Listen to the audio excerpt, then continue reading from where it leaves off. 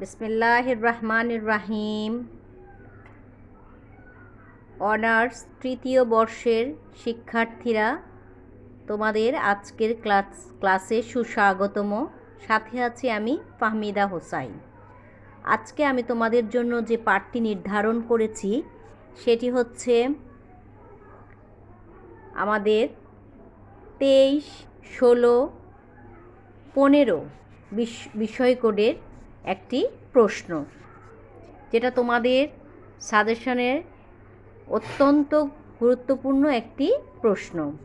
প্রশ্নটি হচ্ছে কবিতা আরবদের ঘটনাপঞ্জি ব্যাখ্যা করো। আমি জানি ইতিমধ্যে তোমাদের এই সবগুলি কোশ্চেনই পড়া অলরেডি শেষ হয়ে গিয়েছে, তারপরও আমার কাছে মনে হলো যে এই প্রশ্নটা তোমাদের জন্য পুনরায় একটু আলোচনা করা প্রয়োজন, তাই আমি আবার একটু রিভাইজ ক্লাস নিচ্ছি এটার উপরে। দেখো, কবিতা আরবদের ঘটনাপঞ্জি, এই প্রশ্নটা কিন্তু আমরা বিভিন্নভাবে পেয়ে থাকি। যেমন, the poetry is the public register of the Arab, এরকম পয়েন্টস কোটেশন দিয়েও বলতে পারে যে উক্তিটির যথার্থতা প্রমাণ করো। আবার আসতে পারে কবিতা, আরবি কবিতার উৎস, বিষয়বস্তু এবং ঐতিহাসিক গুরুত্ব আলোচনা করতে। যেমন সাধারণ সাজানো প্রশ্ন দেখলেই তোমরা বুঝতে পারবে। কিন্তু কবিতা আরবদের ঘটনাপুঞ্জি বা the poetry is the public register of the Arabs, এরকম প্রশ্নও যদি আসে, ভয় না পেয়ে তোমরা কিন্তু কি করবে, যে উত্তর কিন্তু একই হবে। যেমন কবিতা আরবদের সার্বজনীন পরিচয়ের স্বাক্ষর দলিল, ঠিক আছে, ব্যাখ্যা করো। এটার প্রশ্নটাই এইরকম যে কোনো একটা উক্তি দিয়ে দিবে, সেই উক্তি দেখে কিন্তু তোমরা ভয় পাবে না। তোমরা কিন্তু এই প্রশ্নটা তোমাদের পড়া বা জানা, আমি এই উক্তিগুলি ধরেই আজকে আলোচনা করে দিব তোমাকে। তাহলে আমি একটা প্রশ্ন লিখেছি বোর্ডে যে কবিতা আরবদের ঘটনাপঞ্জি ব্যাখ্যা করো। অথবা আসতে পারে কবিতা আরবদের সার্বজনীন পরিচয়ের স্বাক্ষর দলিল ব্যাখ্যা করো। আরেকটা আসতে পারে the poetry is the public registrar of Arabs ব্যাখ্যা করো। ঠিক আছে, তাহলে আমাদের উত্তর এরকম আসলে উত্তর কিন্তু একটাই হবে। উত্তরটাকে আমরা যেভাবে সাজাবো সেটা হচ্ছে যে প্রথমে আরবি কবিতার যে উৎস, সে উৎসটা আমরা লিখব যে আরবি কবিতাই আরব সংস্কৃতির শ্রেষ্ঠ নিদর্শন। কবিতাকে কেন্দ্র করে আরবদের জাতীয় জীবন পরিচালিত হতো, তাই কবিতাকে বাদ দিয়ে তাদের জাতীয় জীবন কোনো দিকেই কল্পনা করা যায় না। কিন্তু ঐতিহ্যবাহী আরবদের না ছিল কোনো স্থায়ী জায়গা, না ছিল কোনো স্থায়ী বসতি। আমরা জানি তারা কি করতো, যাযাবরের মতো জীবনযাপন করত। মরুভূমিতে তাদের প্রধান যানবাহন ছিল উট, এবং উটের গতির তালে তালে বেদুইনরা যে গান রচনা করত, আরবি ছন্দের উৎপত্তি সেখান থেকেই। অন্যদিকে লিখন ব্যবস্থার প্রবর্তন হওয়া, লোকগাথা, প্রবাদ, লোকসঙ্গীত প্রভৃতি আরব ইতিহাসের প্রধান উপকরণ হিসেবে দেখা দেয়। কুসংস্কার প্রচলিত থাকায় তৎকালীন আরবদের সমাজ জীবনের জাদুশিল্প বিশেষভাবে প্রচলিত ছিল এবং কবিতার ছন্দে তা ব্যবহৃত হতো। আবার যুদ্ধ, মদ, নারী, প্রেম, বীরত্ব, বংশমর্যাদা প্রভৃতি ছিল আরবি কবিতার প্রধানতম উৎস, এবং এগুলোকে কেন্দ্র করে আরবি সাহিত্য বিকাশ ঘটেছিল। ঠিক আছে, তাহলে আমরা এই যে বিষয়বস্তুগুলোর কথা বললাম, কিভাবে আরবি কবিতাগুলো আসলো এবং তাদের উৎসগুলো কি ছিল। মূল উৎস তারা কি করতো, কারণ তারা স্থায়ীভাবে তো বসবাস করতো না, তারা তো ছিল যাযাবর টাইপের। তারা যে মরুভূমিতে উট নিয়ে চলাচল করতো, সেই উটের গতি অনুযায়ী বেদুইনরা কি করতো, গান রচনা করতো। এটাই ছিল আরবি ছন্দের উৎপত্তিটা, আসলে উৎপত্তির মূল উৎস। পরবর্তীতে লোকগাথা, প্রবাদ, লোকসঙ্গীত প্রভৃতি আরবদের ইতিহাসের প্রধান উপকরণ হিসেবে দেখা দেয়। আর আরবি কবিতার যে বিষয়বস্তুগুলো দেখো, আমি এখানে প্রথমে যে বিষয়বস্তুটা লিখেছি উটের বিস্ময়কর কাহিনী, কারণ আমি একটু আগেই বললাম যে উটই ছিল তাদের প্রধান যানবাহন। আরবি কবিতার বিষয়বস্তু যে কোনো একটা বিষয়কে কেন্দ্র করে আরবরা সাহিত্য চর্চায় নিয়োজিত ছিল না। আরবদের রচিত কাব্যের বিষয়বস্তুতে আবর্তিত ছিল বেদুইনদের যাযাবর জীবন প্রবাহ, গতি প্রকৃতি, বংশমর্যাদা, শ্রেষ্ঠত্ব, প্রশংসা, নিন্দা, প্রেম বিরহের জ্বালা যন্ত্রণা, আতিথেয়তা, হিংসা বিদ্বেষ প্রভৃতি। সর্বোপরি যুদ্ধ, প্রেম, নারী, মদ প্রভৃতি ছিল তাদের কাব্যচর্চার মৌলিক বিষয়। The poetry is the public register of the Arab, অর্থাৎ কবিতা আরবদের সার্বজনীন পরিচয়ের স্বাক্ষর দলিল, অথবা কবিতা আরবদের ঘটনাপঞ্জি। ইসলামের অভ্যুত্থানের পূর্বে আরববাসীদের হাসি কান্না, ধ্যান ধারণা, রীতিনীতি, আচার ব্যবহার, চারিত্রিক বৈশিষ্ট্য প্রাচীন আরবি কবিতায় ফুটে উঠত বলে ঐতিহাসিক সুয়ুতি উক্তিটি করেছিলেন। নিম্নে উক্তিটির যথার্থতা দেখানোর চেষ্টা করা হলো। এই যথার্থতা দেখানোর জন্যই কিন্তু কী করা হয়েছিল, কিছু বিষয়বস্তুকে নির্ধারণ করা হয়েছে। সেই বিষয়বস্তুর মধ্যে আমরা প্রথমেই দেখতে পাই কি, উটের বিস্ময়কর কাহিনী। উট ছিল আরবদের সর্বাধিক জনপ্রিয় গৃহপালিত পশু। দুধর্ষ আরব বেদুইনদের একমাত্র বাহন উটকে মরুর জাহাজ বা the ship of the desert বলা হয়। আমরা জানি যে উটকে কি বলা হয়, the ship of the desert. চলমান উটের ক্লান্তিময় দেহকে চাঙ্গা করতে গিয়ে আরবরা সর্বপ্রথম হুদা নামক ছন্দময় কবিতার সূচনা করে। তারা উটের বিভিন্ন গুণাবলী উল্লেখ করে কবিতা গেয়ে গিয়ে স্থান থেকে স্থানান্তর তারা যাত্রা করত। যেহেতু তারা উট নিয়ে এক জায়গা থেকে আরেক জায়গায় যেত, এই জন্য তারা কী করত, উটের বিভিন্ন গুণাবলী তারা গেয়ে গিয়ে ছন্দ আকারে বা সুরে সুরে গেয়ে গিয়ে তারা কী করতো, এক জায়গা থেকে আরেক জায়গায় যেত। এ সকল কবিতা পাঠে জানা যায় যে আরবরা উটের চামড়া দ্বারা শরীর আবৃত করত, লোম দ্বারা তাঁবু নির্মাণ করত, মল দ্বারা জ্বালানি তৈরি করত, উটের মূত্রের দ্বারা তারা মাথার ওষুধ তৈরি করত এবং বিবাহের যৌতুক প্রদানও উট দিয়ে করা হতো। জুয়া খেলার পণ ও ক্রয় বিক্রয়ের মাধ্যম হিসেবে আরবরা কিন্তু উটকেই ব্যবহার করত। এই যে বিভিন্ন জায়গায় যে উটের এই ব্যবহারগুলোকে তারা কি করত, তারা ছন্দে ছন্দে উটের গুণাগুণগুলোকে তারা বলে বলে তারা তাদের কাজগুলোকে বা তাদের ক্লান্তিময় যে শরীরটাকে কাজ করতে যে ক্লান্তি হয়ে যেত, সেই শরীরটাকে তারা চাঙ্গা করত। তোমরা কি জানো যে এখনো যখন দেখবা যে গ্রামে অথবা কোনো কঠিন কাজ করার সময় শ্রমিকরা কি করে, জোরে সুর করে করে তারা সেটার উপরে একটা শ্লোকের মতো বলতে থাকে। কেন বলে এগুলো, যে শরীরকে ক্লান্ত হয়ে যেন না পড়ে যায়। চুপচাপ যখন আমরা বসে থাকি, তোমরা যখন চুপচাপ কোনো কথা বলো, মানে কথা শুনতে থাকো, তখন কি হয়ে যায়, আমাদের ঘুম চলে আসতে থাকে, আমরা ক্লান্ত বোধ করতে থাকি। এই জন্য যেন এই ক্লান্তিটা না আসে, কাজের মধ্যে থাকলে, উত্তেজনার মধ্যে থাকলে কী হবে, সেই ক্লান্তিটা আসবে না। মূলত এই ক্লান্তিটা দূর করার জন্যই তখন কী করে, তারা কিন্তু তখনও লেখাপড়া না জেনেই তারা কী করতো, ছন্দে ছন্দে এগুলোকে তারা বলতো। দ্বিতীয়ত আরেকটা জিনিস আমরা এখানে দেখি যে জাদুকরদের কাহিনী। অজ্ঞাত যুগে আরবরা জাদুবিদ্যায় বিশ্বাসী ছিল। জাদুকরগণ কবিতার ছন্দে তাদের মন্ত্র পাঠ করত, যা সজবা নামে পরিচিত ছিল।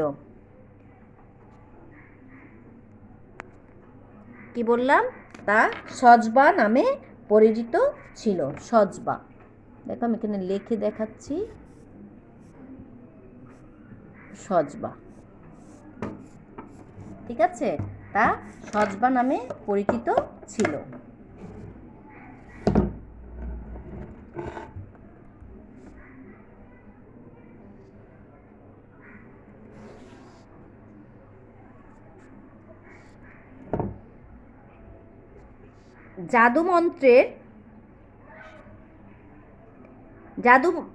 জাদুকরদের মন্ত্রের মাধ্যমে প্রাকযুগে বিভিন্ন দেবদেবী, পাহাড় পর্বত, বৃহৎ বৃক্ষ, গুহা প্রভৃতি সম্পর্কে ধারণা পাওয়া যায়। তাছাড়া আরেকটা আমরা যেটা দেখব যে যুদ্ধ বিগ্রহের কাহিনী। এই যুদ্ধ বিগ্রহের কাহিনীতে প্রাক ইসলামী যুগে বিভিন্ন গোত্রে গোত্রে যে যুদ্ধ বিগ্রহ বাঁধত, তাতে কবিরা অংশগ্রহণ করত। নিজ গোত্রের বীরত্ব, সাহস এবং গৌরব বর্ণনা করে কবিরা কবিতা রচনা করত। কেন করতো এটা বলতো, আমরা জানি এটা নিজ গোত্র যেন জিততে পারে, যুদ্ধের মাধ্যমে যেন জয়লাভ করতে পারে, এই জন্য তাদেরকে উজ্জীবিত করার জন্য তখন নিজ গোত্রের বীরত্ব, সাহস, গৌরব এগুলো বর্ণনা করে কবিতা রচনা করতো। এ ধরনের কবিতাকে হিজা বলা হতো। এগুলো কিন্তু তোমাদের বুকের মধ্যে আছে, তোমরা যখন লেকচারটাও শুনবে সাথে সাথে তোমরা বইটা পড়লে তোমরা বইয়ের মধ্যে পেয়ে যাবে। বসুস যুদ্ধে তাগলিব গোত্রের বীর মোহালহিল সর্বপ্রথম দীর্ঘ কবিতা রচনা করেন। জোরালো, আবেগময়, সাবলীল ভাষা ও মৌলিক চিন্তাধারায় এটি পুষ্ট ছিল। এছাড়া মুআল্লাকাতের কবি আমর বিন কুলসুম তাগলিব গোত্রের বিখ্যাত কবি ছিলেন। বেদুইন যোদ্ধা আমর তার অনড় সাহসিকতা ও যুদ্ধক্ষেত্রে তার প্রজ্জ্বল শক্তিমত্তার গান জোরে সুরে সুরে গেত, কখনো ক্লান্তিবোধ করতেন না। আবার বিভিন্ন গোত্রের মধ্যে যখন যুদ্ধ বেঁধে যেত তখন গোত্রের মায়েরা এক ধরনের গান গেয়ে যোদ্ধাদের অনুপ্রাণিত করতো। এ ধরনের গানকে বলা হতো বা এ ধরনের গান জজ নামে পরিচিত ছিল। তাহলে আমরা দেখলাম যে যুদ্ধ যখন করতে যায় সেই যুদ্ধে জয়লাভ করার জন্য বিভিন্ন সেই গোত্রের বিভিন্ন কবিরা যেমন উৎসাহিত করত, সেই সাথে সাথে যদি কোনো কবি না থাকতো তাহলে কে উৎসাহিত করত? এই কাজটা কার? আমরা দেখলাম যে মায়েরা এই কাজগুলো করত। এরপরে আছে দেখো প্রেম বিরহের কাহিনী। প্রাক ইসলামী যুগের আরব কবিরা তৎকালীন সমাজের প্রেম বিরহের কাহিনী তুলে ধরতেন।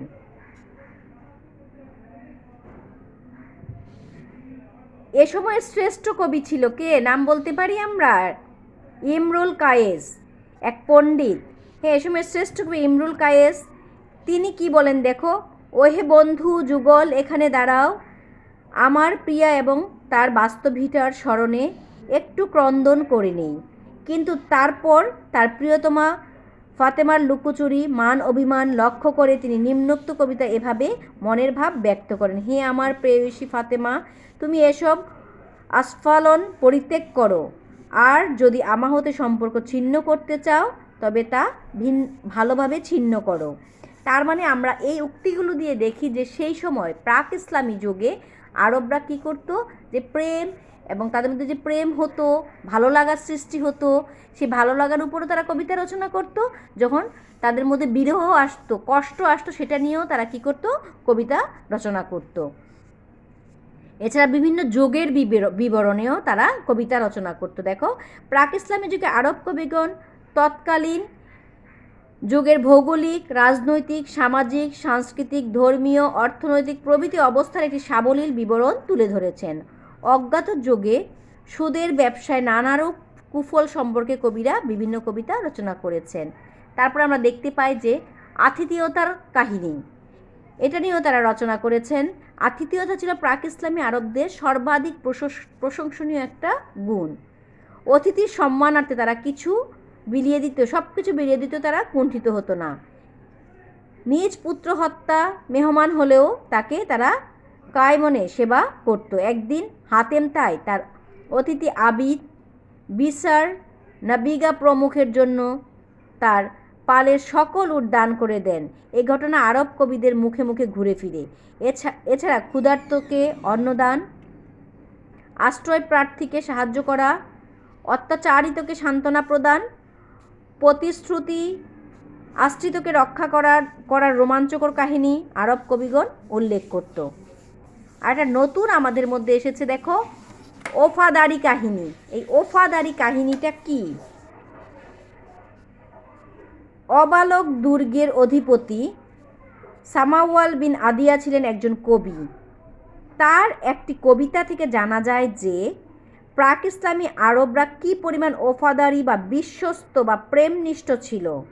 সামাওয়াল তার কবিতায় উল্লেখ করেন তিনি তার বন্ধু ইমরুল কায়েসের পোশাকাদি রক্ষা করতে গিয়ে নিজ পুত্রকে হারান, তথাপি বন্ধুর পোশাকাদি শত্রু হস্তে অর্পণ করে বিশ্বাস ভঙ্গ করেননি। ঠিক এভাবে মুআল্লাকাতের কবি তারাফা ইবনুল আবদ তৎকালীন হিরার রাজার মৃত্যুদণ্ডাদেশ সংবলিত পত্রে মৃত্যু নিশ্চিত জেনেও তা অমান্য না করে বাহরাইনে পৌঁছে কারারুদ্ধ ও নিহত হন। কারণ ওফাদারিটা আমরা কি বলবো, যে বিশ্বস্ততার একটা প্রতীক। কিভাবে যদি কেউ বিশ্বাস করে কি করত, তখন কোনো কিছু যদি বিশ্বাস করে কোনো কিছু দেয়া হতো, সেই বিশ্বস্ততা রাখার জন্য বা সেই আমানতদারিটা রাখার জন্য নিজের জীবন বিপন্ন বা সন্তানের জীবন বিপন্ন এইরকম কাহিনী জেনেও যারা কি করতো, অন্যের মানে বিশ্বস্ততা রাখার জন্য কাজ করত, সেগুলি নিয়েও আরব কবিগণ কী করেছিল, কবিতা রচনা করেছিল। এছাড়া আরেকটা আরেকটা উল্লেখযোগ্য দিক আছে যে কবিতা রচনার, সেটা হচ্ছে মদ। তখন কিন্তু আমরা জানি প্রাক ইসলামী যুগে কী ছিল, মদ মদ গ্রহণ করা কি নিষিদ্ধ ছিল, হারাম ছিল না, পরবর্তী সেটা হারাম রূপে আসে। তাহলে প্রাক ইসলামী আরবে প্রায় প্রত্যেক লোকই মদ পান করত। মদ আরব কবিদের কবিতা রচনার একটি মৌলিক উপাদান হিসেবে বিবেচিত হতো। তৎকালীন সর্বশ্রেষ্ঠ কবি ইমরুল কায়েস তার পিতার মৃত্যুর পর অনুশোচনা করে একটি কবিতা লিখেন, যেটা বিরহের, আমরা বললাম বিরহ, এই যে অনুশোচনা করে লেখেন। কি লেখেন? পরিতৃপ্তকারী মদের মশক কখনোই আমি পান করিনি। অন্য কবি আল আশা বলেন, প্রত্যুষে আমি মদের দোকানে গমন করি, তখন একজন সুন্দরী যুবতী আমাকে অনুসরণ করে। খামরিয়াত অর্থাৎ মদ বিষয়ক কবিতা রচনায় আশার দক্ষতা দেখে পূর্ববর্তী ওলামাগণ এ সিদ্ধান্ত উপনীত হন যে মদ্যপানের পর আশা যে প্রসঙ্গে যখন আলোচনা করে তখন জাহিলি যুগের অন্য কোনো কবি সমকক্ষতা দাবি করতে পারে না। মদ বিষয়ক কবিতায় আশামদের আসর, সে আসরে বিছান্ন গোলাপ, ইয়ামিন ফুল, সুন্দরী সাকি, গায়িকা ও দাসী, গান পরিবেশনে বাদ্যযন্ত্র পরিবেশিত সঙ্গীতের প্রাণবন্ত আলোচনা করেছিলেন। তাহলে আমরা দেখলাম যে এই যে আরব কবিতার যে বিষয়বস্তুগুলো এখানে কয়েকটা লেখা আছে, তাছাড়াও আমি আরও কয়েকটি বিষয়বস্তু আলোচনা করেছিলাম। এই বিষয়বস্তুগুলো এইগুলো নিয়েই তারা কি করত, যে আরব কবিরা কবিতা রচনা করত। তাহলে এই প্রাক ইসলামী আরব কবিতার ঐতিহাসিক গুরুত্ব ছিল অপরিসীম। এটা একটা দৈনন্দিন জীবনের একটা অংশ। আরব কবিতা ছিল একটি শক্তি, কবিদের একটি পংক্তি ও বিফল হতো না। আমর ইবনে কুলসুমের একটি কবিতা তাগলিব গোত্রকে 200 বছর পর্যন্ত মর্যাদা ও বীরত্বের নেশায় বিভোর রেখেছিল। জাতীয় জীবনের জীবনীলেখ্য হিসেবে কবিতা আরবদের ইতিহাস, ঐতিহ্য, শিক্ষা, সংস্কৃতি, যুদ্ধ, বীরত্ব, বংশমর্যাদা, আতিথেয়তা প্রভৃতির ইতিহাস জানার একমাত্র মাধ্যম। এক কথা আমরা কি বলতে পারি, আরবদের জীবনে এমন কোনো বিভাগ ছিল না যে যেখানে কবিতার আঁচড় লাগেনি। এই জন্যই আরব ঐতিহাসিক আল সুয়ুতি মন্তব্য করেছিলেন, the poetry is the public register of the Arabs, মানে কবিতা আরবদের সার্বজনীন পরিচয়ের স্বাক্ষর দলিল, বা কবিতা আরবদের ঘটনা পঞ্জি। কারণ আরবরা প্রত্যেকটা জীবনে ঘটে যাওয়া প্রতিটি ঘটনা নিয়ে তারা কি করেছিল, কবিতা রচনা করেছিল। তাহলে আমরা কি দেখলাম, যে এই যে আরবরা প্রাক ইসলামী যুগের আরবরা, যে প্রাক ইসলামী যুগে বিশেষ করে জাহেলিয়াতের যুগের যে মুআল্লাকাত, যে কবিগুলো 7 জন কবি ছিলেন, মুআল্লাকাতের 7 জন শ্রেষ্ঠ কবি, তারাই কিন্তু কবিতাকে কি করেছিল, তার মধ্যে অন্যতম ছিল যে ইমরুল কায়েস, তারপরে হচ্ছে আমর ইবনে কুলসুম। ওনারা যে কবিতাগুলো রচনা করতেন, প্রত্যেকটা রচনার মধ্যেই কী ছিল, যে সেই সময়ের ঘটে যাওয়া কাহিনী নিয়েই তারা রচনা করেছিল। প্রথমে আমরা দেখলাম কী কাহিনী নিয়ে তারা শুরু করে, প্রথমে তারা শুধু ওনারা মুআল্লাকাতের কবিরাই না, অন্যান্যরাও যে কবিতা রচনা করেন, প্রথম তাদের শুরু হয় উট দিয়ে। তাহলে উটকে কেন বেছে নিল, ওইটাই তাদের একমাত্র তখন অন্যতম ছিল, মানে একটা অন্যতম একটা জিনিস তাদের মধ্যে ছিল, যে উট তাদের চলার বাহন, বিভিন্ন কাজে তাদের উট ব্যবহার হচ্ছে। উটকে নিয়ে তারা তখন বিভিন্ন উটের প্রয়োজনীয়তা নিয়ে তারা তখন ছন্দ রচনা করত। পরবর্তীতে তারা জাদুবিদ্যা নিয়ে রচনা শুরু করলো, পরবর্তীতে তারা যুদ্ধ বিগ্রহের কাহিনী নিয়ে রচনা করলো, প্রেম বিরহের কাহিনী নিয়ে আমরা ইমরুল কায়েসের ঘটনা পড়লাম। তারপরে তারা যুগের যে বিবরণ, সেই বিবরণগুলো নিয়ে তারা রচনা করলো। তারপরে প্রেম বিরহের কাহিনী, আতিথেয়তার কাহিনী, ওফাদারির কাহিনী এবং মদ, পরিশেষে তারা মদ বিষয়ক কবিতা, মদ নিয়েও তারা রচনা করলো। আর এই রচনায় অত্যন্ত দক্ষতার পরিচয় দিয়েছিলেন কে? আশা নামে একজন কবি। তিনি এই রচনায়, কবি আল আশা, তিনি এই মদ নিয়ে কবিতায় অত্যন্ত দক্ষতার পরিচয় দেন। কারণ সেই সময় প্রাক ইসলামী যুগে কী করতো, যে মদ খেত না এমন সংখ্যা খুবই কম, সবাই মদ্যপান করত। এই যে এইভাবে আমরা কি করব, যখন আমাদের এই কোটেশন দিয়ে প্রশ্নটা আসবে কবিতা আরবদের ঘটনাপঞ্জি বা কবিতা আরবদের সার্বজনীন পরিচয়ের স্বাক্ষর দলিল আলোচনা করো, তখন আমরা এভাবে ভূমিকা লিখে তারপরে কবিতার উৎস, আমরা আগে প্রথমে উৎস দিব যে আরবি কবিতার উৎস, এই কবিতার মাথাটা তাদের, কবিতা যে একটি কবিতা, এই ধরনের কথাগুলি তাদের মাথায় আসলো কিভাবে, এই উৎসটা তারা কোথায় পায়, সেটা লেখার পরে আমরা আরব কবিতার বিষয়বস্তুতে চলে যাব। বিষয়বস্তু আমরা এইভাবে দেখিয়ে তারপর আমরা প্রাক ইসলামী যুগে আরবি কবিতার যে সেই গুরুত্বটাকে অল্প 2-3 লাইনে লিখে আমরা উপসংহারে চলে যাব। এটা কিন্তু অত্যন্ত সহজ এবং সাবলীল একটা কোশ্চেন, যে তোমরা যদি এভাবে লিখো তাহলে নাম্বার কাটার মতো কিছু নাই। 10-এ দেখা যাবে যে তোমরা যদি এরকম সুন্দর করে সাজিয়ে লিখতে পারো, 8 পাওয়া কোনো ব্যাপারই হবে না। ঠিক আছে, তাহলে তোমরা আজকে আমি তোমাদেরকে যে কোর্সটা পড়ালাম সেটা হচ্ছে, তোমাদের মনে আছে কোডটা বলেছি 23-16-15, এটার কোর্স টাইটেলটা হচ্ছে ইসলামের ধর্মীয় নীতি, প্রতিষ্ঠান, সাহিত্য ও বিজ্ঞানের ক্রমোন্নতি। এই কোর্সটা থেকে আমি যে প্রশ্নটা পড়ালাম সেটা হচ্ছে কবিতা আরবদের ঘটনাপঞ্জি ব্যাখ্যা করো, ঠিক আছে, অথবা কবিতা আরবদের সংরক্ষিত দলিল ব্যাখ্যা করো, ঠিক আছে। এটার উপরে যে প্রশ্নটা হবে সেই প্রশ্নটা যে উত্তর, এই প্রশ্নের আলোকে যে উত্তরটা হবে সেই উত্তরটা আমি আজকে তোমাদের আলোচনা করে দিলাম। তোমরা এই উত্তরটা সুন্দর মতো বাসায় আমার লেকচার শুনে বাসায় পড়বে, এবং আমি চাইবো পড়ে তোমরা নিজের ভাষায় সুন্দর করে তোমরা খাতায় সাজিয়ে লিখে ফেলবে, ঠিক আছে। তোমাদের আমার অনার্স 3rd ইয়ারের ব্যাচে যারা আছো তাদেরকে আমি বলছি, বাবা তোমরা সুন্দর করে বাসায় সমস্ত 2018 সালের কোশ্চেনটা অনেক আগেই তোমাদেরকে আমি পড়তে দিয়েছিলাম। তোমাদের টার্ম পরীক্ষা হওয়ার কথা ছিল, কিন্তু আমাদের কোভিডের কারণে হয়নি। এখন তো আর বলছি না টার্ম হবে, টেস্টও হবে কিনা জানি না, হয়তো দেখা যাবে যে তোমাদের ফাইনালি চলে আসবে। আমি নীরব, নাইমা, কানিজ, তোমাদের ব্যাপারে বলছি, শাহনুর, তোমরা একসাথে সবাই নিজেরা কমিউনিকেট করে তোমরা পড়াশোনাগুলো করবে, এবং কোনো সমস্যা বোধ করলে তোমরা অবশ্যই আমাদের প্রত্যেকটা কোর্স টিচারকে ফোন করবে এবং তোমাদের সমস্যার সমাধান করার আমরা ইনশাল্লাহ চেষ্টা করব। তাহলে আজকে এই পর্যন্তই থাক বাবা। নেক্সট আবার আমার কাছে কোনো প্রশ্ন তোমাদের জন্য কঠিন মনে হলে আমি নিয়ে যে কোনো সময় চলে আসব, ঠিক আছে। সবাই ভালো থেকো, থ্যাংক ইউ।